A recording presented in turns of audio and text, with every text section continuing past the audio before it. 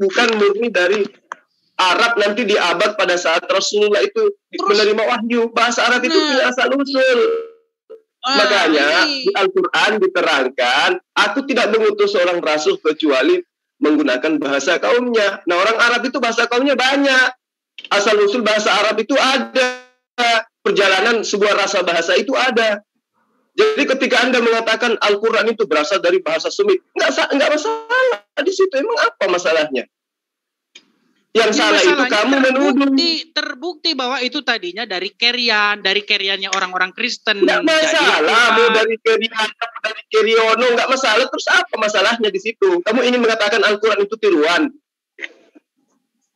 Ya jelas muaranya ke sana, gimana sih, Jul? Nah, sekarang buktikan aja, nggak usah Pak berbelit-belit, buktikan siapa yang melakukan penelitian bahasa dari ajaran-ajaran sebelumnya, kemudian dia tuangkan masuk ke dalam Al-Quran. Siapa orangnya? Itu, baca aja itu, asbabun nuzulnya anak 103. Ya, oke, asbabun nuzul. Apa yang mereka lakukan? Dan siapa yang melakukan itu? Apa materi-materi orang yang hidup di zaman Muhammad sudah menuduh Muhammad belajar Quran dari dua orang itu, dari dua orang ajam itu. Itulah kenapa. Terus sumber pelajarannya itu apa? Apa nama kitabnya? Dengar dulu, itulah kenapa bahasa Al-Quran seperti seolah-olah dituturkan oleh orang yang bahasa Arabnya itu nggak lancar. Memang bahasa Al-Quran itu dengan bahasa Arab biasa memang nggak sama meskipun sama-sama menggunakan bahasa Arab. Kamu lihat aja hadits itu, sama-sama bahasa Arab, tapi rasa bahasanya itu berbeda. Kamu tahu nggak kenapa Al-Quran itu dalam bahasa Arab? Alasannya, dibilang supaya agar kamu mengerti. Nah ya, sekarang kalau ternyata nggak mengerti, jadi gagal nggak kalimat itu? Tapi buktinya Rasulullah Muhammad SAW mengerti, kaumnya mengerti. Salah kamu. Kami aja yang ada di Indonesia ini hidup di 2021 mengerti. Siapa orang Arab, siapa orang Islam yang tidak mengerti tentang bahasa Quran? Sayangnya buku saya ketinggalan, nggak saya bawa. Ya, kamu kan menuduh, kamu kan yang menuduh. Nah sekarang kamu yang membuktikan. Gak usah berbelit-belit, kamu ngambil akar bahasa dan seterusnya. Islam itu berasal dari bahasa Arab. Bahasa Arab itu sendiri adalah memiliki nenek moyang bahasa, berasal dari bahasa Semit. Tentu perubahan-perubahan bahasa itu yang disadurkan kemudian menjadi bahasa Arab sendiri. Itu nggak bisa dipungkiri, siapapun itu. Permasalahannya sekarang, dasar pijakan tuduhanmu itu mana buktinya? Ini kan ingin kamu mengatakan Al-Quran itu dituliskan berdasarkan hasil dari saduran, adopsi, kitab-kitab sebelumnya. Buktikan itu, siapa pelakunya gitu loh. 22 tahun Al-Quran itu diwahyukan. Sekarang selama 22 tahun itu siapa di antara sahabat yang melakukan penelitian dari kitab-kitab sebelumnya? Buktikan. Tadi sudah saya suruh tampilkan An-Nahl 103, tapi sampai sekarang nggak ditampilin. Ketakutan. Kok ketakutan? Ya tampilin lah kalau gitu. Ya ditampilin. Tampilin lah An-Nahl 103, baca asbabun nuzulnya, bagaimana orang-orang yang hidup di zaman Muhammad itu sudah menuduh Muhammad kalau Muhammad itu belajar Quran dari orang ajam. Iya, kayak kamu takut. Makanya bahasa Al-Quran menurut mereka itu belepotan, campur-campur. Tidak, justru asbabun nuzulnya itu adalah untuk, maksudnya tuh bahasa Arab yang jelas itu artinya itu bahasa Allah sendiri, bukan bahasa dari manusia. Kan sudah saya bilang kemarin. Lu aneh dong. Aneh bagaimana? Loh sekarang gini, kalau misalnya Allah menyuruh malaikatnya datang ke orang Indonesia, udah pasti malaikatnya ngomong sama orang yang mau didatangin itu pakai bahasa Indonesia. Gimana? Nggak perlu lagi dia harus jelasin, saya ngomong sama kamu dalam bahasa Indonesia, nggak perlu lagi. Bahasa Arab yang jelas itu artinya adalah bahasa dari Allah sendiri, kata-kata Allah sendiri, bukan ciptaan Muhammad, bukan ciptaan sahabat, bukan ciptaan siapa. Udah ketahuan begitu. Kok bahasa Syria ada di dalamnya kok, campur-campur bahasa Syria sama mana bahasa buktinya Arab. Kalau ada inskripsi tadi dokumen itu berasal. Mana buktinya? Tadi udah saya tunjuk dua contoh tadi, kata Qatumudin Azim sama kata Syria, udah saya tunjukkan inskripsinya kalau bahasa Tiro Aramek itu sudah ada di tanah Arab gitu, waktu zaman Quran diturunkan. An-Nahl 103 loh, 103. Ya, Mbak. Biarkan dia kawan, biar jelasin dia. Coba asbabun nuzulnya An-Nahl 103 kayak mana? 103. Oh, stop. 103. Nah. Ya. Dan sesungguhnya ya, kami mengetahui bahwa mereka berkata, perhatikan ini. Sesungguhnya dia itu ya diajarkan kepadanya yakni Al-Qur'an itu oleh seorang manusia. Yang dimaksud adalah seorang pendeta Nasrani yang Nabi SAW pernah berkunjung kepadanya. Lalu Allah menyanggah firman-Nya. Padahal logat yang mereka tuduhkan kepadanya bahwa mereka belajar daripadanya itu adalah bahasa ajam. Ya, yakni adalah bahasa ajam. Sedangkan ini yakni Al-Quran ini dalam bahasa Arab yang terang, memiliki kejelasan, kefasihan. Maka mengapa bahasa ini diajarkan oleh orang asing? Nah, saya jawab, bener nggak Quran bikin serangannya seperti itu? Dia bilang, padahal Al-Quran ini bahasa Arab yang jelas. Nggak benar, itu bisa saya bantah. Kalau bahasa Al-Quran itu jelas, kenapa dalam Al-Quran itu ada ayat-ayat yang mutasabihat, yang nggak jelas? Itu sebenarnya sebagai satu teori. Misalnya gini nih, kamu punya pacarmu ketahuan selingkuh. Udah jelas fakta selingkuh, terus pacarmu ngomong, saya nggak selingkuh. Terus kamu percaya gitu loh. Islam pacaran haram, Dis. Kamu jangan ngawur, Dis. Enggak, gini, saya bilang gini, ya. Waktu Al-Quran mengatakan bahwa Al-Quran ini dalam bahasa Arab yang jelas, supaya menjadi huda, supaya menjadi petunjuk, supaya menjadi kitab pembeda, ya, supaya menjadi kitab penjelas. Bagaimana mungkin kitab yang mengklaim dirinya penjelas supaya dapat dimengerti di saat yang sama ngomong tentang dirinya sendiri bahwa di dalam dirinya ada kalimat-kalimat ayat-ayat yang sumir, yang nggak jelas, yaitu mutasabihat. Ini udah ketahuan, tuduhan itu nggak sembarangan. Orang nuduh, Muhammad itu belajar dari itu, orang ajam itu, makanya bahasanya nggak jelas, bahasa Quran itu campur-campur, gitu loh. Dan itu sudah saya buktikan tadi, ada beberapa kosakata yang bukan bahasa Arab. Contohnya syariah, kataud ajim. Apa taud? Ya kan? Banyak. Jadi menurutmu ayat mutasabihat itu berasal dari bahasa apa? Ayat mutasabihat, ini menurut saya, ayat mutasabihat itu muncul karena yang membuat itu orang ajam. Dia nggak ngerti bahasa Arab. Jadi dia paksakan dalam bahasa Arab, akhirnya yang membuat kacau. Jadi orang ajam dari sahabat Rasulullah siapa orang ajam? Itu kan baca aja literaturnya tadi An-Nahl 103. Kan kamu yang menuduh. Dis, gue kasih bantuan lo. Salman Al-Farisi bilang gitu sama Bang Juma. Bilang gitu. Coba. Salman Al-Farisi coba. Enggak, saya orang ajam tuh. Enggak usah kesana. Gue bantu beneran, soalnya lo kasihan gitu. Gue bantu biar menang gitu. Iya, tapi bukan Salman Al-Farisi. Yang saya bahas bukan Salman di sini.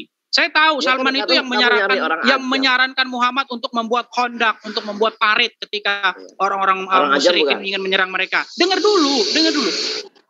Bukan masalah itu yang saya bahas. Di dalam asbabul nuzul atau historical background dari An-Nahl 103.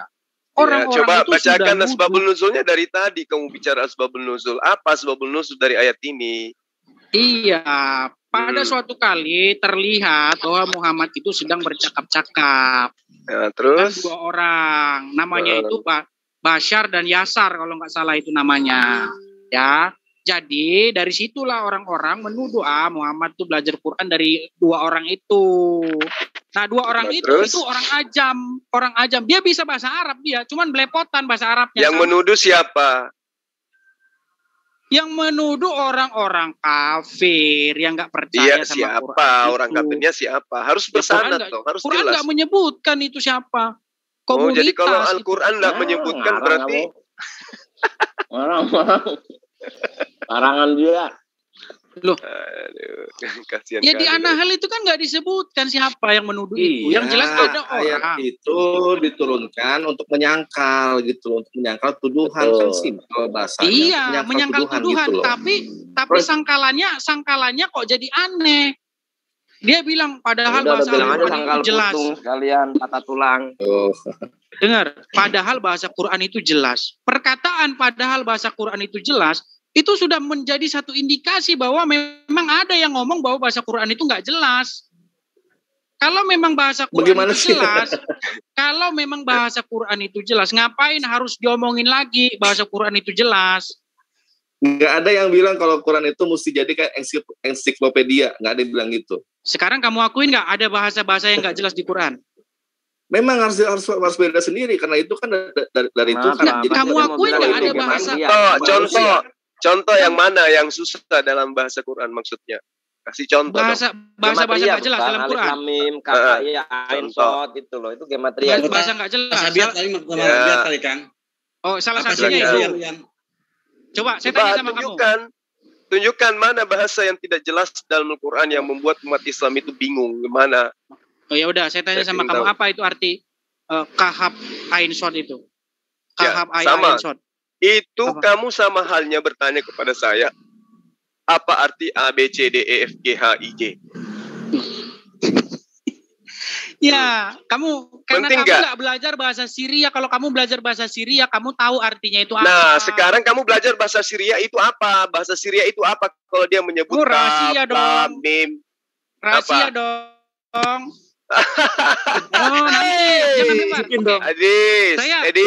Edis. Al-Quran menurunkan alif lam mim itu tantangan buat orang Arab, orang Quraisy, orang-orang yang mengerti tutur bahasa Arab. Itu tantangan dari Allah. Al-Quran itu berasal dari bahasa yang kalian gunakan, tersusun dari huruf-huruf hijaiyah. Silakan Anda buat sebuah kitab atau 10 surah yang sama dengan Al-Quran. Jika yang diwahyukan kepada Rasulullah Muhammad SAW itu bukan dari Allah. Sama seperti kamu. Ini udah 1000 tahun lebih Al-Quran itu. Ayo, jangan kau katakan rahasia dong.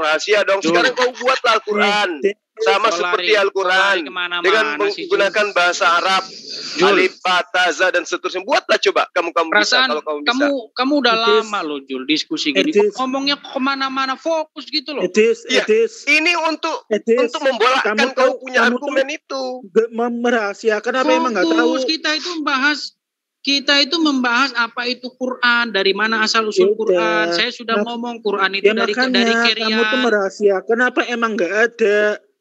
Bagaimana? Kamu merahasiakan berarti emang nggak ada. Saya mau pengen kita fokus. Ya sekarang berani nggak tunjukin berani nggak? Nggak usah kayak di grup lah ditanya dalil nggak bisa nunjukin, telanjang lari. Makanya saya tanya dalilnya mana yang kamu tunjukin. Jadi kamu tahu nggak diskusi yang baik itu harus fokus sama tema, kemana-mana. Edis, ajaran Islam itu jelas, Edis. Salah satu poinnya adalah pembahasan tentang bahasa. Jadi salah satu pokok pembahasan dalam bahasa Arab itu adalah pembahasan tentang latar belakang munculnya bahasa Arab itu sendiri. Nah, dengan pembahasan ini, ya umat Islam dapat mengetahui dari mana asal usul bahasa, yang tentu dengan sendirinya harus mengetahui sejarah perjalanannya sampai kepada satu bahasa yang berdiri sendiri. Nah, demikianlah halnya dengan bahasa Arab. Itu tidak berdiri sendiri. Ada asal usul perjalanan bahasa, kemudian tercipta bahasa berdiri sendiri yang kemudian menjadi bahasa Arab. Sama dengan bahasa Indonesia. Oke, saya baca. Bahasa Indonesia itu punya latar belakang. Jadi bahasa Arab itu, dengar. Jadi bahasa Arab itu merupakan rumpun dari bahasa Semit dan mempunyai anggota penutur yang banyak. Tidak hanya satu, yaitu bahasa Arab tok. Itu diakui. Saya jawab ya. Karena kalian memaksa saya untuk apa sebenarnya arti kaf ha ya ain shad. Saya jawab. Kau ingin mengatakan itu Yesus untuk Yesus. Ambil dari Inilah Jul. Kamu dari dulu gitu. Saya belum selesai ngomong kamu udah menyimpulkan. Senang banget kamu tuh nyimpulin ini saya. Masalahnya ilmunya kamu nggak ada, udah ketebak. Saya jawab. Silakan. Ini saya jawab dari satu tulisan, ya, dari tulisan berasal dari 7 Januari 2019, ya. Dari Dr. Pipes, ya. Saya bacakan. Ya. Coba share screen. Enggak, saya baca di HP lain ini. Kaf haya surah Maryam and the first has no meaning. Dengarkan dulu biar saya artikan. Kaf haya ain shad in surah Maryam first has no meaning, tidak punya arti. At-Tabari provide 14 different meanings. Ya, Tobari itu mengungkapkan 14 perbedaan arti. To those mysterious letter that the reader of the Quran will find many Quranic surahs. Ya, jadi Tobari itu menjelaskan ada 14 perbedaan arti dari kata misterius itu. Ya. Nah, kemudian At-Tobari start his tafsir by telling the readers that ya, jadi Tobari itu memulai tafsirnya dari bacaan dari mufasirin itu sama-sama tidak saling menyetujui. Which mean that At-Tobari had no idea what the mysterious meaning. Jadi Tobari itu juga dia tidak memiliki ide. Ya udah. Arti. Dengarkan dulu. Nggak perlu sekarang. Kamu tunjukkan. Ini dibacakan artinya. Aso itu berasal dari bahasa apa? Oke, saya baca. Oke, Christoph Luxemburg. Dan lagi-lagi saya mengutip Christoph Luxemburg ya, orang Syria asli. Ya, berasal dari bahasa apa? Dia memecahkan masalah ini. Dia memecahkan masalah ini sebenarnya Christoph Luxemburg believes that the siglum of the Syriac Kaf Ha Ain Sod itu merupakan singkatan dari kata-kata Khabir Huyah Elia Sabot. Ya, artinya Khabir Huyah Elia Sabot. Yang artinya great is the Lord, the excellent, the Sabot. Ya, kalau kamu baca salah satu nama Yahweh itu ada namanya Jehovah Sebaot. Ya, terus? Tuhan yang Maha Perkasa. Terus apa masalahnya? Jadi artinya dari Qaf Ha Ya Ain Sod itu artinya adalah Khabir Huyah Elaya Sabot. Indonesiakan apa arti Indonesianya? Artinya sungguh besarlah Tuhan yang Maha Perkasa. Terus masalahnya apa? Ya sekarang kamu jelaskan. Masalahnya apa? Substansinya? Ya terbukti bahwa itu sebenarnya singkatan-singkatan yang sudah familiar di dalam bahasa Syria. Nah, kalau sudah familiar di bahasa Syria, terus apa masalahnya dengan Islam? Kan saya katakan tadi. Saya kan sudah mengatakan latar belakang bahasa Arab itu kan saya sudah bilang tadi. Terus kemudian kalau saya mengartikannya dengan bahasa Bugis gimana? Bang Juma, ya. Saya ambil alih saja. Ini gematria, ini gampang. Jadi kalau orang-orang Semit ya, orang-orang Semit baik itu orang Aram, orang Ibrani atau orang Arab, ya orang Yahudi terutama, dia tuh kalau dikasih ayat-ayat yang cuma huruf-huruf doang itu dia tidak membantah. Makanya tidak ada satupun Yahudi yang membantah masalah alif lam mim, ya sin, kaf ha ya ain sod, tidak ada yang membantah itu. Karena saya tunjukkan di dalam kitab tafsir Yahudi yang paling mendalam yaitu Kabalah. Ternyata huruf-huruf muqatta'ah atau huruf-huruf yang terpisah dalam Al-Qur'an itu justru punya nilai yang tinggi di dalam Taurat. Ini saya tunjukkan. Saya nggak asumsi, saya baru saja mempelajarinya ini dan kebetulan kamu nanya ya, mungkin qadarullah ya. Jadi di dalam Kabalah Sefer Yezirah pasal kedua ayatnya ke-1 ya. Esrim wetisim utiot yasud shalos emot seba kafulot wesetayim esreh fasutot shalos amot yasudan kaf zakot wekaf huwa welason hak mekaria banitim. Bahasa Inggrisnya gini, the foundation are the 22. Huruf di dalam bahasa Ibrani itu dasarnya adalah 22 letters, 3 mothers, 3 huruf ibu, 7 double dan 7 huruf yang punya pelafalan 2 tergantung titik di tengahnya. Nah, ini saya terjemahkan aja ke dalam bahasa Indonesia biar kamu tahu bahwa alif lam mim kaf ha ya ain sod itu punya nilai yang tinggi di mata orang-orang Yahudi itu sendiri, dan itu bukan Yahudi yang bodoh ya. Kalau Yahudi yang Kabalah itu tingkatannya rabi, tingkat tinggi di. Ini kamu jangan guncang ya, saya tunjukkan ini. Nah ini, bentar saya terjemahkan dengan baik dulu. Nah, seperti ini. Artinya gini, dasarnya adalah 22 huruf ya dalam bahasa Ibrani, 3 huruf ibu, 7 huruf tanda, dan 12 huruf tunggal. Jadi yang disebut pertama itu adalah yang paling tinggi nilainya, itu 3 huruf ibu. 3 huruf ibu apa aja? Alef, mem, dan shin. Dan huruf ibu 3 ini masuk ke dalam Quran yang muqatta'ah, alif lam mim kaf ha ya ain sod. Berarti itu nilainya tinggi di mata orang-orang yang tahu Kabalah. Nah, ente nggak tahu huruf itu ini. Asumsi. Ini orang coba Imamet. Ya itu kan memang asumsi. Saya coba gantian saya share screen. Gantian dong saya share screen coba. Nuduh asumsi dulu. Teruskan Adinda, teruskan. Terang dulu. Jelaskan terus. 3 huruf ibu terus 3 huruf ibu kemudian 7 huruf ganda. Nah, huruf Arab ada 28. Sedangkan huruf Ibrani 22. Ternyata sebenarnya huruf Arab dengan huruf Ibrani itu nggak beda. Hanya huruf Arab itu lebih detail menjelaskan huruf-huruf yang misalkan ha, ho. Nah itu kof, kaf. Sedangkan di Ibrani hurufnya 1 dibedakan dengan titik. Apabila dikasih titik itu, maka sama aja menjadi jumlahnya sekian. Jadi sebenarnya Ibrani dan Arab itu ada keterkaitan. Dan nanti juga keterkaitan dengan Aram. Hanya di dalam huruf Semitik, yang huruf ibu itu 3. Alef, mem, dan shin. Ya, alef, mem, dan shin. Berarti dalam bahasa Arabnya alif, mim, dan shin.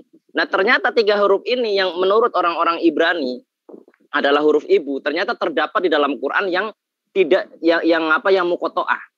Yang mutasyabihat. Berarti artinya ini mendalam banget gitu loh. Jadi misalkan alif, lam, mim, berarti dia mengambil 2 huruf ibu. Kaf, ha, ya, ain, shad. Nah, dia mengambil di sini. Dan ternyata huruf kaf masuk huruf kualitas kedua yaitu 7 double. Nah ini saya nggak usah jelaskan kamu, nanti kamu pinter. Ini kabalah ini, saya dengan sueb saja. Kamu nggak boleh tahu terlalu dalam, nanti kamu malah tambah jereneh. Udah cukup aja. Silakan Bang Juma. Ya, jadi jelas sudah ya bahwa apa yang saya terangkan tadi, Al-Quran itu adalah berasal, bahasa Arab itu berasal dari tutur dari keturunan bangsa Semit. Artinya memiliki proses ribuan tahun. Nah, dalam perjalanannya itulah kemudian terhimpun bahasa sehingga berdiri sendiri bahasa Arab itu. Tapi asal-usulnya ada, perjalanannya ada. Sehingga ketika Anda mengatakan Quran itu bukan berasal dari bahasa Arab, tapi itu bisa benar. Itu nggak ada masalah. Cuman masalahnya ketika pewahyuan Al-Quran itu diwahyukan oleh Allah, Rasulullah Muhammad SAW sudah menggunakan bahasa yang berdiri sendiri, yaitu bahasa Arab. Jadi kalau kamu mau mengutak-atik dengan mengaitkan dengan Al-An'am tadi ya 103, itu adalah perbuatan sia-sia. Karena umat Islam itu sudah paham jauh sebelum kamu baru menemukan di Google itu. Ngerti ya, Mas Edis? Apalagi ditambah dengan ilmu yang diterangkan oleh Adinda Indra Mose itu sudah sangat jelas. Makanya bahasa Arab, bahasa Ibrani, bahasa Aram itu bahasa serumpun, sama dengan bahasa Malaysia dengan bahasa Melayu, bahasa Indonesia sama. Ya, masalahnya kalau orang Malaysia dipaksa ngomong bahasa Indonesia atau sebaliknya orang Indonesia dipaksa bahasa Malaysia, itu belepotan. Sama kayak orang Aceh betul. Tahu belepotan, kenapa kamu nuduh Nabi Muhammad mencomotnya dari bahasa Syria? Aduh, nggak paham. Aduh, susah banget. Sendiri tuh, susah banget sih. Coba izinin saya. Nyampe, bro. Coba saya share screen dulu punya saya sebentar. Ya, share screen itu kamu makan saya share screen dulu bentar. Bentar dulu. Kamu kurang protein, Dis. Kamu makan kontrol dulu biar pintar. Makan coto. Nih, bentar nih. Saya bikin nih. Coba nih ya. Aduh. Nih, dengar dulu. Ini saya tulis ayat Quran. Ya. Khusus Ustadz. Aduh. Ya. Mantap. Apa nih bacanya nih? Utul ba'da zalika zanim. Ya. Saya mau tanya sama kalian. Yang saya lingkarin ini ada utul dan kata-kata zanim. Saya mau tanya sama kalian. Benar nggak utul sama zanim ini bahasa Arab? Ya kan sekarang sudah digunakan bahasa Arabnya. Emang kenapa? Ini. Ya, oke. Ini sebentar. Nah, jelasin. Oke. Coba buka tafsir Al-Quran dengan yang menerangkan kata zanim ini. Ya, silakan. Quran juga itu menyerap bahasa Koptik ke dalam bahasa Ibrani. Enggak, ini masalahnya bukan. Ini masalahnya. Aduh. Namanya. Begini ya. Ini masalahnya bahasa Mesir, bahasa Koptik. Kalau bahasa Ibrani asli itu ani, tapi diserap dalam Torah, ente nggak problem. Kenapa ente nggak problem? Kenapa giliran Quran ente problem? Oke lah, gini aja lah. Gini. Apalagi kalau kita membahas kitab Yunani ya. Asal usul bahasanya dari. Ngaco banget kalau Greek itu. Anut pagan. Oke. Sekarang Teos gini. dari mana tuh? Sekarang gini. Kalau kalian tadi sudah mengumpulkan, masih membantah bahwa Quran itu sebenarnya dari Keryan, bahasa Aram yang diterjemahkan ke dalam bahasa Arab. Kan saya sudah bilang nggak ada masalah dengan itu, Edis. Kan udah saya bilang bahasa Arab itu. Lo balik lagi ke Keryan lagi. Nggak ada masalahnya. Malah huruf-huruf yang sulit menurut kamu yang tidak bisa diterjemahkan. Adinda Indra Mosi sudah jelasin, ternyata huruf itu memiliki karismatik tersendiri bagi keturunan Abraham. Terus apa lagi yang itu huruf ibu, huruf ganda dengan huruf yang, jadi kan di dalam bahasa Ibrani itu ada kualitas 1, yaitu huruf ibu itu ada 3, huruf ganda ada 7 dan huruf lainnya ada sekian. Kalau saya jelaskan di selanjutnya di pasal ke-6-nya, Edis kamu bisa melayang-layang seperti kakimu nggak injak tanah karena artinya tinggi banget, tapi saya nggak mau terlalu saja gematria. Putus-putus. Kamu nggak tahu gematria. Putus-putus. Ya, anggaplah apa yang menjadi temuannya. Kamu bilang saya nggak tahu gematria. Gematria itu cuma tradisinya orang Kristen. Sama tradisi Yahudi. Indra, kamu kok ngajarin gematria sama saya? Loh, iya, Islam tuh nggak punya tradisi gematria. Gematria itu cuma dikenal di dalam pembelajaran teks-teks kitab suci Kristen dan Yahudi. Kitab-kitab suci Kristen yang mana yang kamu maksud? Nah, ini. Salah satu pembahasan. Tapi nanti melebar lah. Nggak usah melebar lah. Fokus aja lah. Iya, karena sebenarnya kitab Kristen itu nggak ada yang bersentuhan dengan keturunan Abrahamaik. Larinya ke Yunani. Ya, melebar lagi.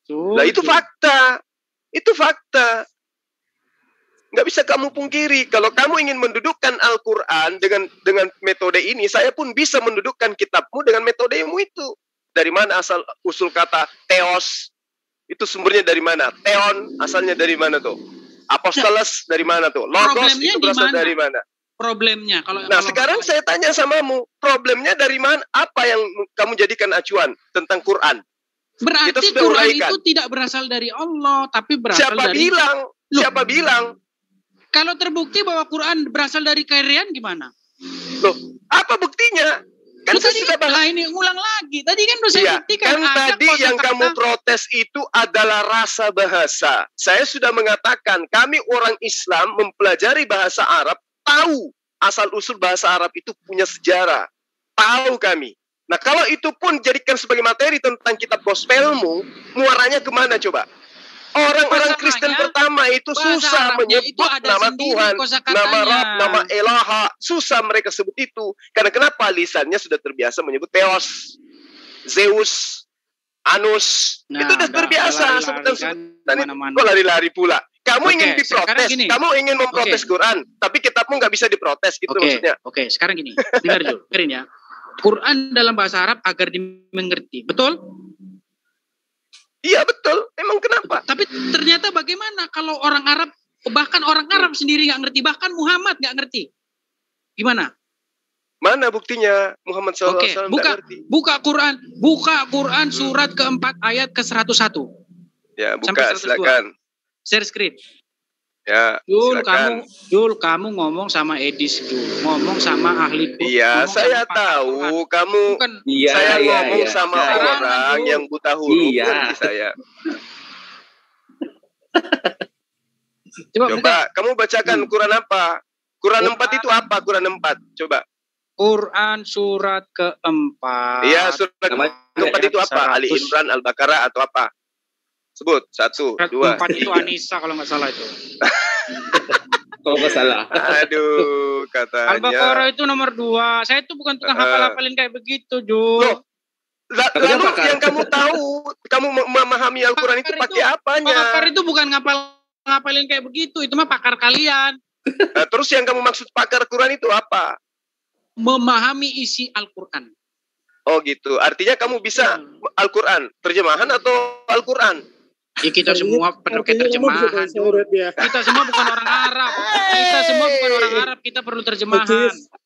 Udahlah. Mana di-share screen kayak gini sih, ini ilmu nggak ada orang satu ini. Ini nggak di-share screen, ini takut kalian udah ketakutan ini. Kalian mengklaim Quran bahasa Arab supaya dimengerti, giliran ditunjukin bahwa orang Arab ini coba, kamu kan pakar, kamu lah yang tunjukkan atau bacakan ayatnya, gimana Iya, buka saja yang tukang share screen. Kamu baca aja apa bunyi ayatnya, pakar kok gitu. Saya nggak punya aplikasi Quran. Pakar itu nggak butuh aplikasi, kalau dia pakar Quran langsung nyebut gitu loh. Lebih fair kalau ditampilin ayatnya. Sama ketika saya pakar gospel, langsung sebut ayat. Nah, kamu ketika mengatakan kamu pakar Quran, langsung sebut ayat dong.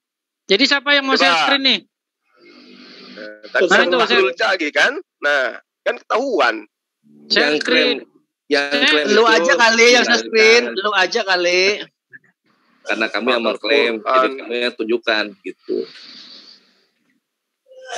Saya nggak bisa share screen, buka Google gimana caranya? Iya, baca aja. Kalau kamu udah baca, kami udah paham. Ya ditampilin lebih fair kalau ditampilin. Enggak. Sorry, Bang Jumat. Bang Jumat itu kan? Tadi HP ku lopet jadi aku kepental. Ini sambil ngecas ini. Coba dibuka. Bener nggak Muhammad ngerti Quran? Coba buka Quran surat An-Nisa ayat 101 sampai 102. Apa bacanya? Iya, elah suruh buka kok. Buka pula. Saya sendiri lah yang buka lah. Saya sendiri yang buka lah ya. Ribet banget lah. Di mana ini buka ini? Soalnya menu browsernya itu nggak ada. Adanya Microsoft, Google Drive, Box, foto, dokumen. Nggak ada di sini browsernya. Yang punya browser siapa? Coba di-search. Ya udah baca lah kalau kayak gitu, baca aja. Dalilnya kayak mana bunyinya? Pakar Al-Quran nggak hafal. QS 4. QS 4. Yes, kamu tak kasih bocoran tentang ini sambil kamu nyari ya. Kamu tak kasih bocoran tentang gematria. Gematria itu bukan strong number, tapi strong letter. Jadi setiap huruf itu punya kekuatan dalam bahasa Ibrani, punya power. Itu kamu tak kasih bocoran. Itu ada di Kabbalah. Jadi bayangkan ya, nama bapaknya siapa? Abraham. Nama ibunya siapa? Hagar. Berarti nama anaknya siapa? Harus Ismail. Itu nanti dari huruf-huruf yang tersusun di antara Ismail itu nanti ada dikalibrasikan, digematriakan, dimatematika,kan itu nanti ketemunya Abraham, Hagar.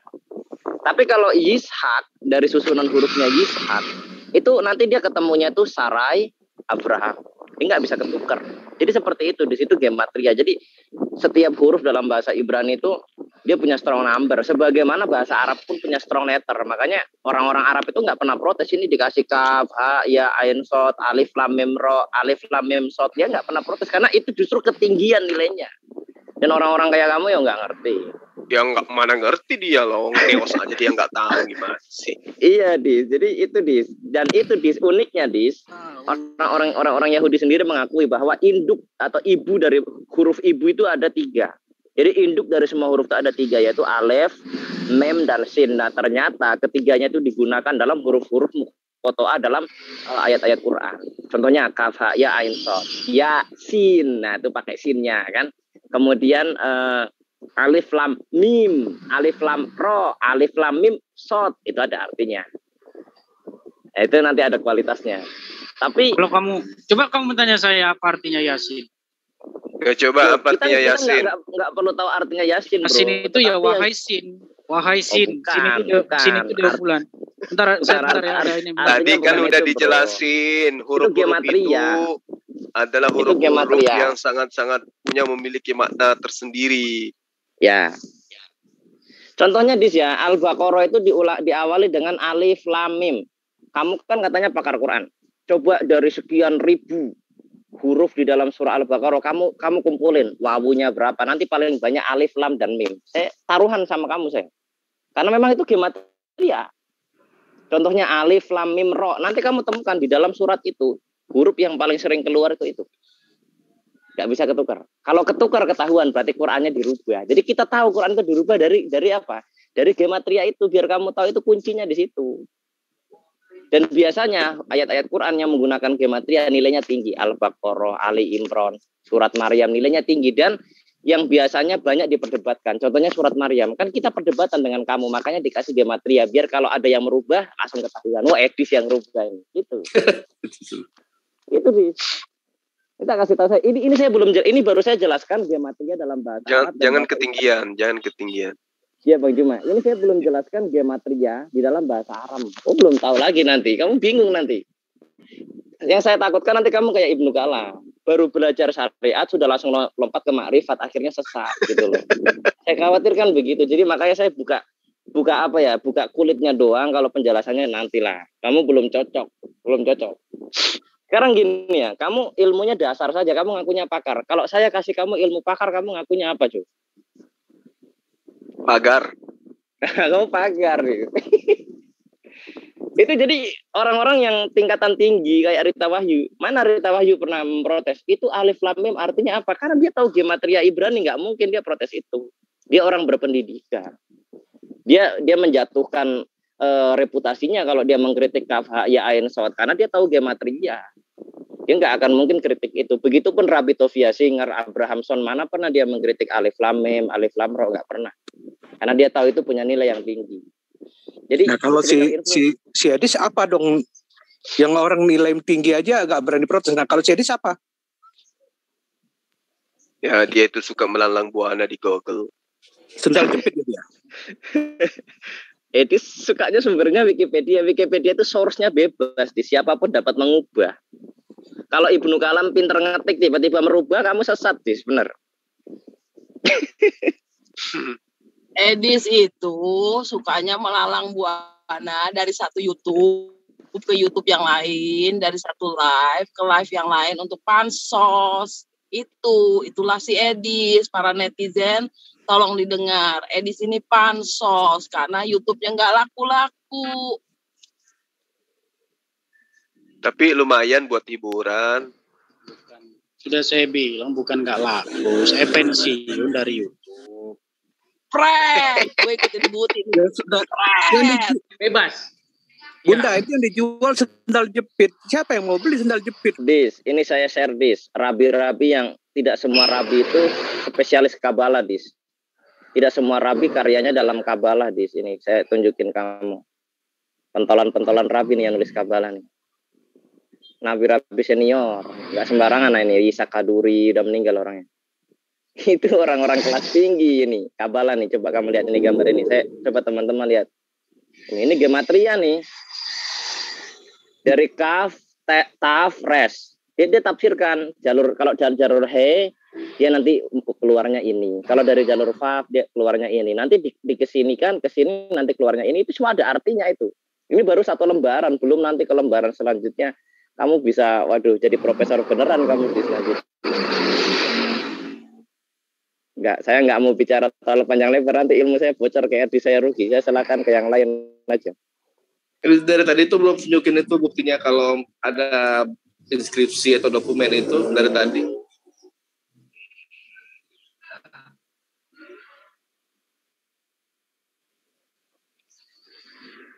Halo Edis. Iya, kalian ngomong terus dari tadi, saya ngomong dipotong. Gimana saya mau ngomong? Ya udah, Anda kan pakar, ya udah tunjukkan surat Anisanya mana. Kerian Anisa, apa kerian? Bukan Anisa, maksud saya Quran surat Al-Maidah. Al-Maidah. Jadi surat 4 itu bukan Anisa ya? 4 itu Anisa. Itu kerian Bang Juma.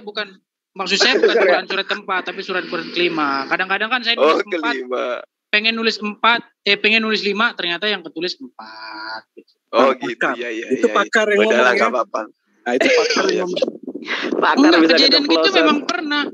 Ini di buku saya tulis QS 4 ayat 102. Ternyata setelah saya cek, ayatnya bukan ini. Ternyata saya periksa lagi, ternyata bukan QS 4. Ternyata QS 5. QS itu akronim dari apa sih, Dis? Akronim dari apa QS itu? Quran surat. Singkatan. Iya, makanya. Jangan sampai kamu nggak ngerti sama ini kies kamu nggak ngerti artinya apa. Masalahnya kalau dia pakar Quran, begitu dia nulisnya coba di-share dulu. Tapi bunyi ayatnya tidak sesuai, kan harusnya dia protes lebih dulu. Artinya bukan pakar ini. Ya, bener, coba di-share screen dulu. Ya kan, Quran surat ke-5, maksudnya Al-Maidah, maksudnya ya An-Nisa. Bukan, maksudnya Quran surat Al-Maidah ayat ke-101 sama 102. Coba di-share screen. Saya nggak bisa nge-share browser, soalnya nggak ada menu browser di ininya, di menu share screen-nya. Coba dong di-share. Ya, teman-teman yang bisa share silakan. Kasihan Bang Des. Lu masa baca browser bisa? Lu baca di mana itu? Di HP saya yang lain. Lah yang buat nge-zoom? Yang buat nge-zoom HP saya beda lagi.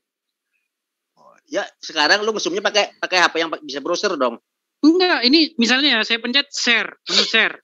Menunya itu cuma ada Microsoft OneDrive, terus Google Drive, terus box, foto, dokumen, web URL, bookmark, screen, kamera, screen. Iya. Screen. Oke, yang ngomong dong. Tapi sebelum screen lo ini dulu. Lo pastikan dulu. Nggak lihat muka lu, Adis, nggak usah kasih lihat kamu. Screen. Anti banget bang. Screen. Nah itu bisa, gue citak. Sorry. Allah. Lu pakai iPhone nggak bisa share screen. QS ya. 5 1 0 1.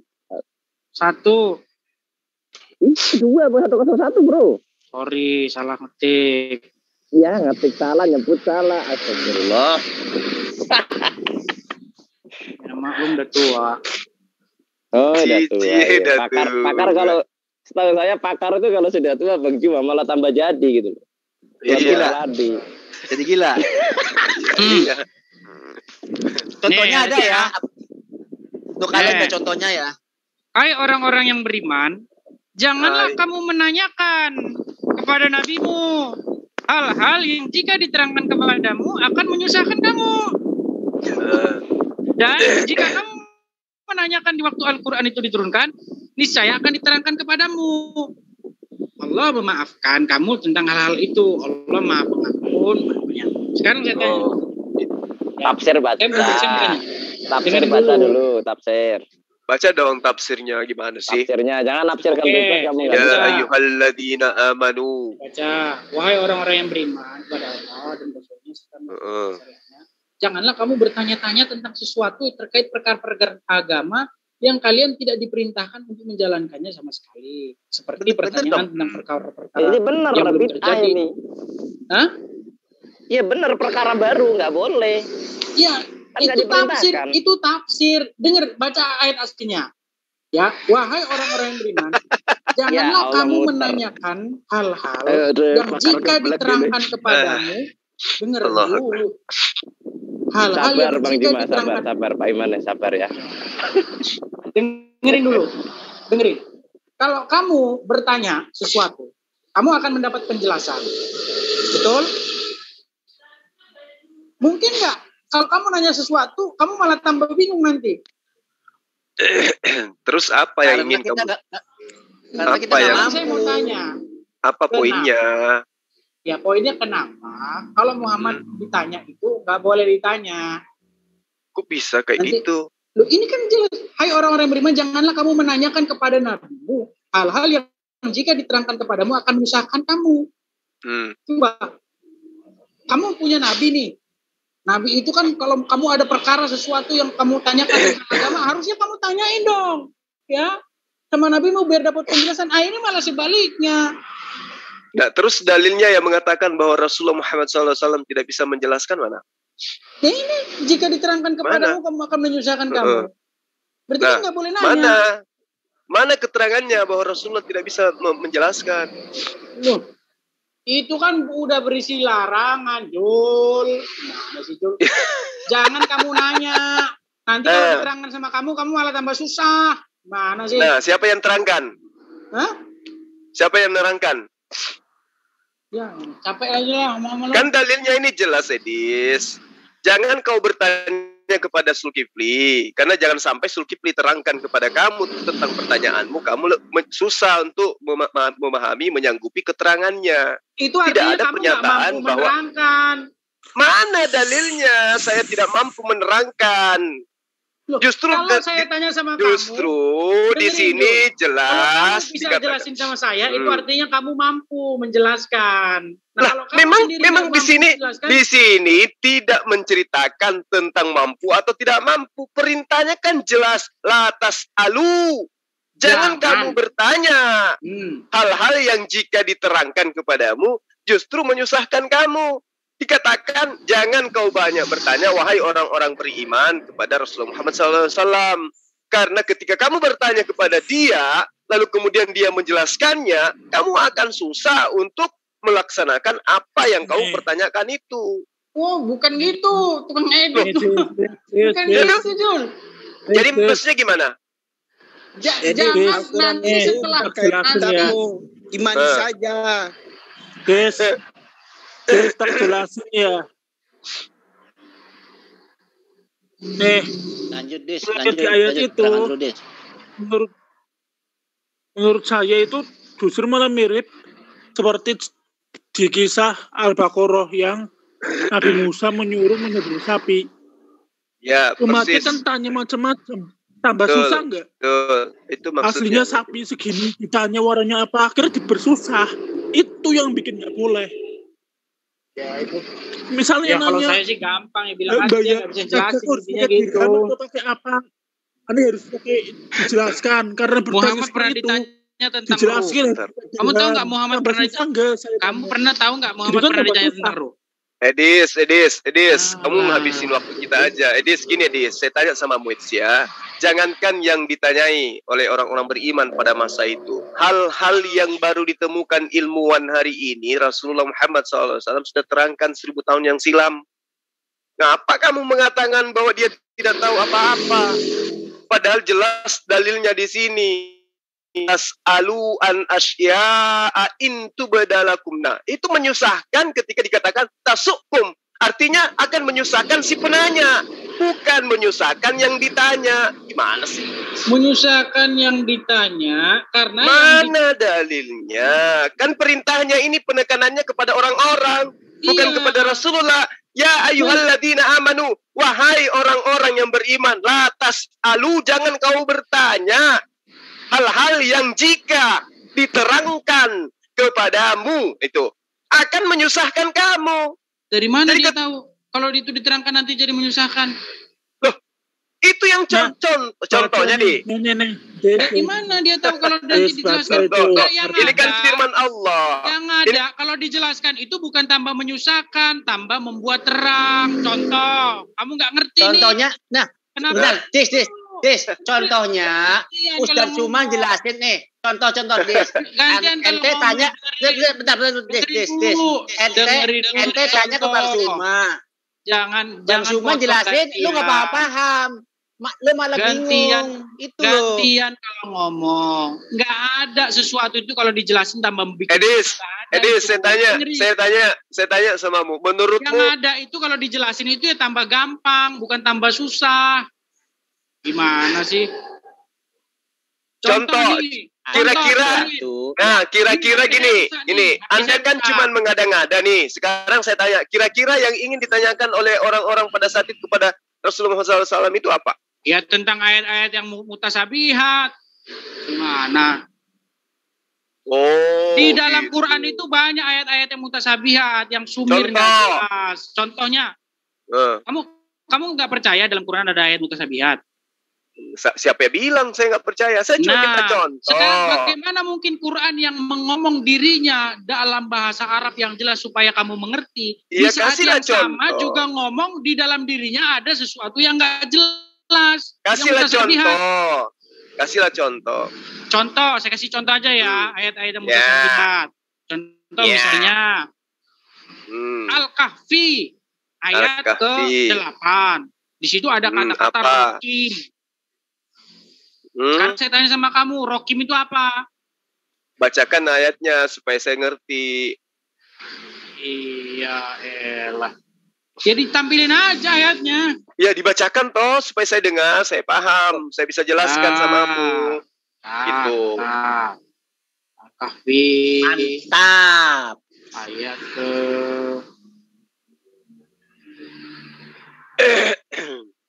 Jadi supaya saya bisa dengar, saya lagi nggak ngelihat screen, tolong dibacain, Dis. Bacain dong. Kita lagi ini persiapan sholat Jumat, bacakan aja. Saya pakai Bluetooth nih, jauh dari perangkat.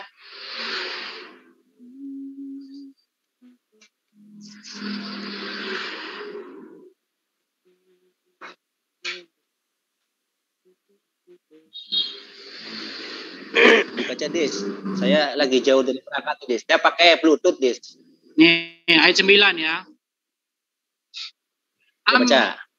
Am hasibta ana ya. Ashabul kahfi warokimi kanu min ayatina ajaban. Nah, sekarang saya tanya sama kamu. Artinya rokim apa? Ayat berapa itu, Edis? Ayat ke-9 Al-Kahfi. Nih, menurut salah satu ulama, Ar-Rokim itu adalah nama sebuah lembah. Menurut Menurut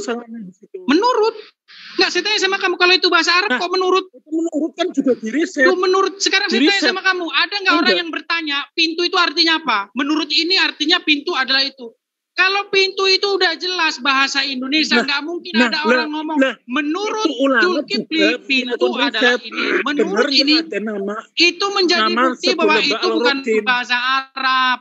Kamu baca di Ibnu Katsir ada berapa tafsir Ar-Rokim itu? Enggak, kamu tak baca di Ibnu Katsir ada berapa tafsir mengenai arti Ar-Rokim sendiri. Ada yang ngomong itu bukit, ada yang ngomong itu nama lembah, ada yang ngomong itu nama tempat, ada yang ngomong itu batu tertulis. Kalau memang Rokim itu bahasa Arab, nggak mungkin ada menurut ini, menurut itu. Ya sama aja kalau dibilang pintu. Rokim semua jelas, orang tahu kelihatan pintu. banget dari bahasanya tuh nama tempat. Bisa pakai. Nah, sekarang saya tanya. Dari mana asumsi? Dari mana? Saya aja kamu asumsi dari mana kamu nama tempat? Sekarang saya tanya. Kamu tadi tak tanyain ilmu sorof aja nggak paham. Kok semosok paham ini? Kan kamu udah kelihatan. Sekarang gini loh. Jadi, ya, ini semua saya tahu jawabannya ini saya tahu. Cuman kalian kan sombong nggak mau belajar sama saya biar saya jelasin kalau kalian mau nanya sama saya. Saya tanya, saya kalau di pondok ada guru bahasa Indonesia, saya belajar sama Arab sama dia. Sekarang kamu saya tanya, Rokim itu bahasa Arab bukan?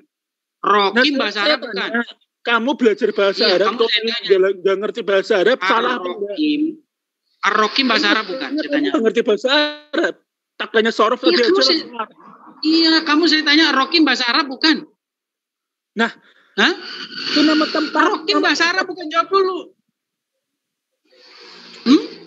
Gak maksud banget. Rokim bahasa Arab atau bukan?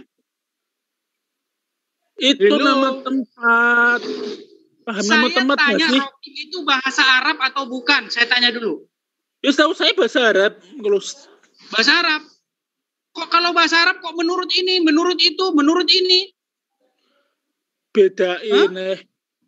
Nah sekarang ini kamu saya bilang. Sekarang saya tanya sama kamu. Tempat. Sekarang saya tanya. Pintu bahasa Indonesia bukan? Semua orang Indonesia tahu artinya pintu. Makanya nggak ada orang yang ngomong pintu menurut ini artinya ini, menurut itu artinya itu. Karena pintu udah jelas-jelas bahasa Indonesia. Nggak perlu tanya menurut ini arti pintu ini, menurut itu. Kecuali kalau ada di situ kata-kata door. Ini ketahuan bukan bahasa Indonesia ini. Ada satu kalimat bahasa Indonesia, tapi ada door di dalamnya. Pak, ini ketahuan ini yang bikin kalimat ini orang Indonesia, tapi asalnya dari Inggris ini. Makanya campur-campur, ada door di dalam satu kalimat. Ada bahasa Indonesia, ada bahasa Inggris. Makanya dibilang, oh door itu. Menurut ini artinya pintu. Karena door itu berasal dari bahasa Inggris, artinya pintu. Sekarang saya tanya kamu, kalau Rokim itu bahasa Arab, bagaimana mungkin ada banyak mufasir yang menjelaskan artinya Rokim adalah ini, batu bertulis, nama tempat, nama lembah, nama bukit, nama gua, nama pemuda yang di situ, dan lain sebagainya. Sekarang saya tanya sama kamu, kalau itu memang artinya jelas, bagaimana mungkin ada banyak tafsir mengenai arti ar-Rokim itu sendiri? Coba kamu jelaskan.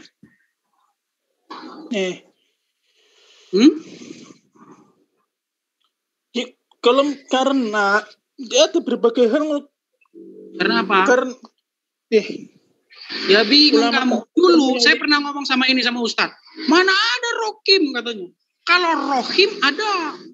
Rohim artinya penyayang. Rahim ada itu. Tapi dia masih ngotot. Saya bilang Rokim ada di Quran. Dia bilang saya salah baca. Kamu salah baca, nggak bisa baca. Kan menghina. Dibilang mau baca Rahim jadi Rokim. Yang benar itu Ar-Rohim, Ar-Rahman, Ar-Rohim. Mana ada Ar-Rokim? Dia bilang sampai ngeledek saya itu. Saya masih ingat itu di grup WhatsApp itu. Ya, apa perlu saya sebarin di sini voice note-nya? Saya bilang bukan Ar-Rahman, Ar-Rohim, tapi Rokim. Ini Rokim, jelas Rokim bunyinya. Nah, Rokim itu kamu tanya sama orang Arab, nggak bakal ada yang tahu Rokim itu artinya apa, itu bahasa Arab atau bukan. Memang bukan bahasa Arab itu. Nah, akan Rokim itu. Pahlan. Jadi Rokim itu, jadi gini, itu kan sebuah bukan kata kerja, bukan kata sifat, bukan kata kayak misalnya yang sudah jelas artinya, bukan sebuah pekerjaan, bukan sebuah. Kalau misalnya suatu nama kan bisa juga. Itu saya nama tahu gua, itu, Pak Imane.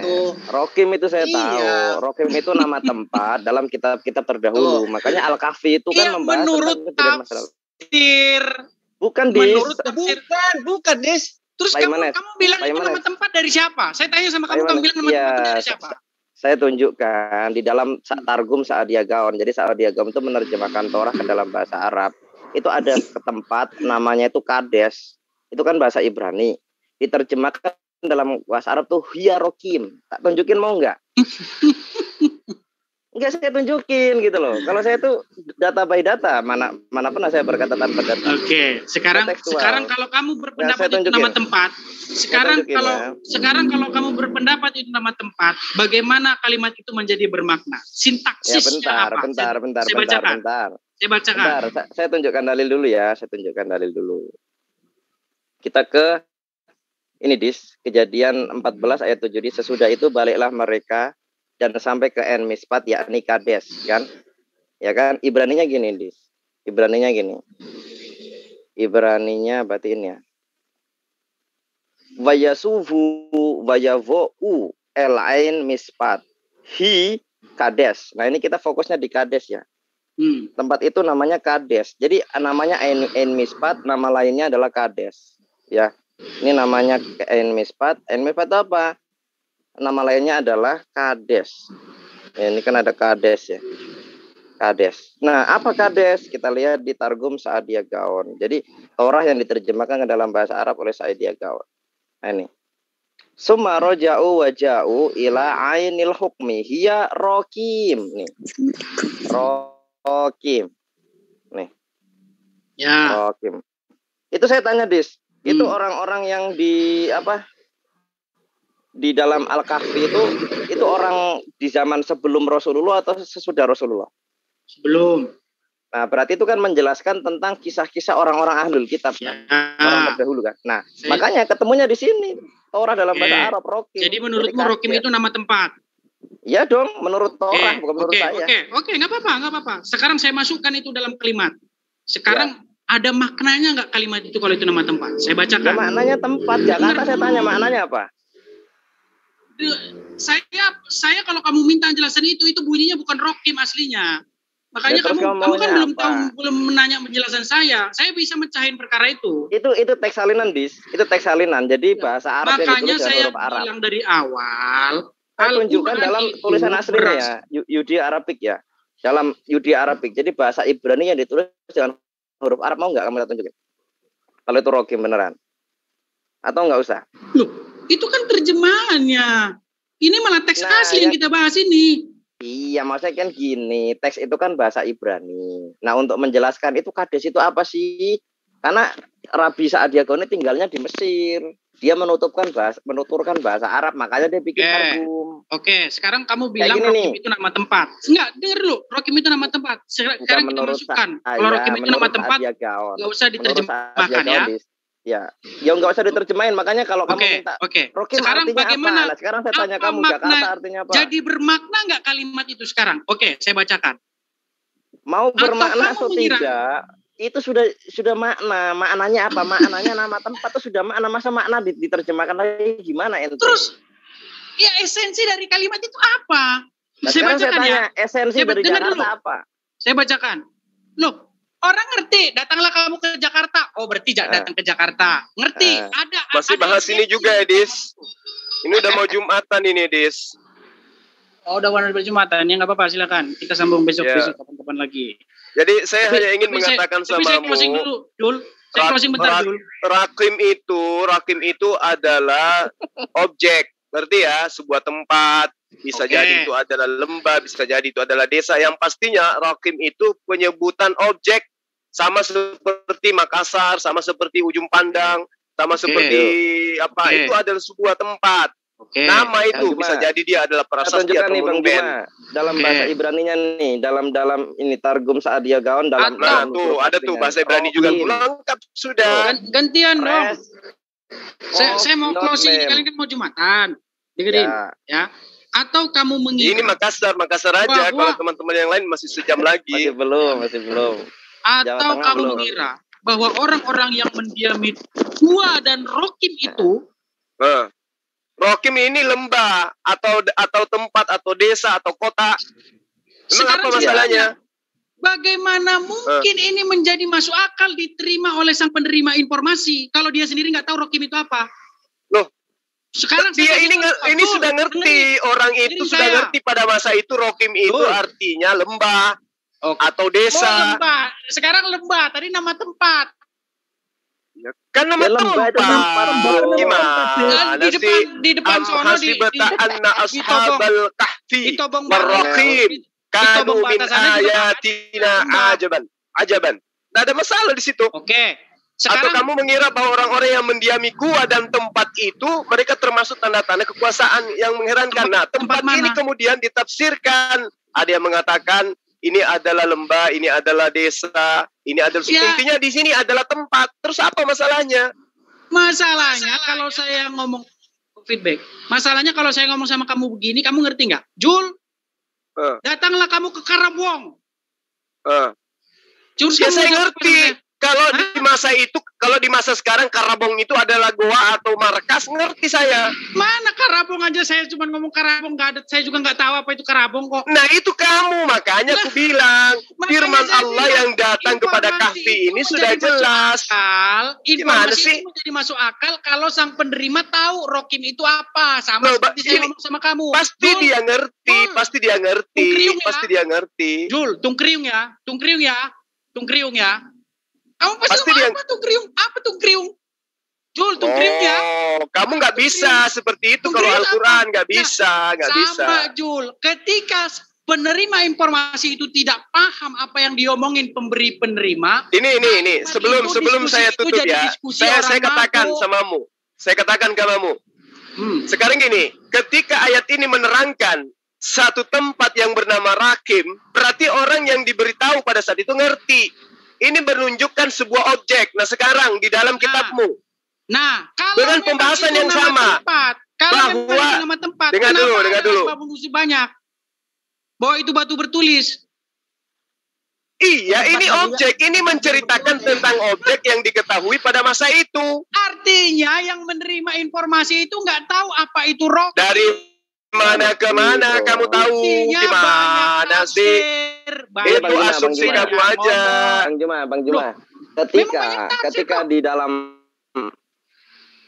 Sekarang saya ngomong sama kamu. Tungkriung ya. Tungkriung. Apa tungkriung? Kamu mesti ngomong gitu sama saya. Iya, nggak ngerti karena waktu sekarang apa itu tungkriung? Nggak ada yang tahu. Tapi kalau berbicara mengenai Rokim, itu orang tahu pada masa itu. Terima informasi pada masa itu orang sudah tahu. Bang Juma, gini saya jelasin ya. Jadi gini, menurut orang Yahudi sendiri, Rokim itu adalah nama Arab untuk sebuah tempat yang nama Ibrani itu Kades. Nah, tuh sudah jelas tuh. Ketika Allah Subhanahu wa taala mewahyukan kepada Nabi Muhammad dengan nama Rokim, Nabi Muhammad jelas karena dia itu paham bahasa Arab. Tapi kalau Allah mewahyukan kepada Nabi Muhammad di Kades, nah itu justru Nabi Muhammad malah nggak tahu kamu kebalik logikanya. Terus kenapa kok ada tafsir yang ngomong kalau itu batu bertulis? Kalau memang itu nama tafsir itu ada banyak di tafsir itu kan bebas, ada banyak. Kamu juga bisa menafsir. Tetapi tafsiran, bro, tafsiran yang diambil itu jangan seenak kamu. Mengambil tafsir itu nggak boleh seenak kamu mengambil tafsir itu diambil pendapat terkuat. Pendapat terkuat dari apa? Yang pertama saya pamit Jumatan ya. Ya Bang Juma. Saya juga pamit ya, mau makan siang dulu. Jangan saya jelasin dulu Rokim, jangan kabur dulu. Jadi gini, Rokim itu gini ya. Kalau masalah tafsir itu diambil pendapat yang terkuat, nggak boleh seenaknya sendiri yang cocok buat saya gini, nggak boleh. Yang pertama dari sanad, ilmu itu nyambung nggak kepada Rasulullah. Ya, yang kedua fakta sejarah. Itu nama tempat dari semula itu nama tempat, nggak mungkin muncul banyak tafsir.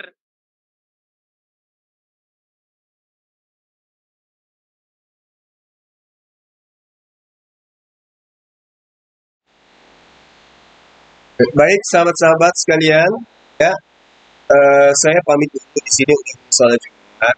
Kaitannya dengan apa yang dipertanyakan oleh Edis itu adalah cuma ngada-ngada, ya. Karena secara tafsir aktual, asab ar-rakim atau pemuda rakim itu jelas memaknai ar-rakim itu adalah sesuatu yang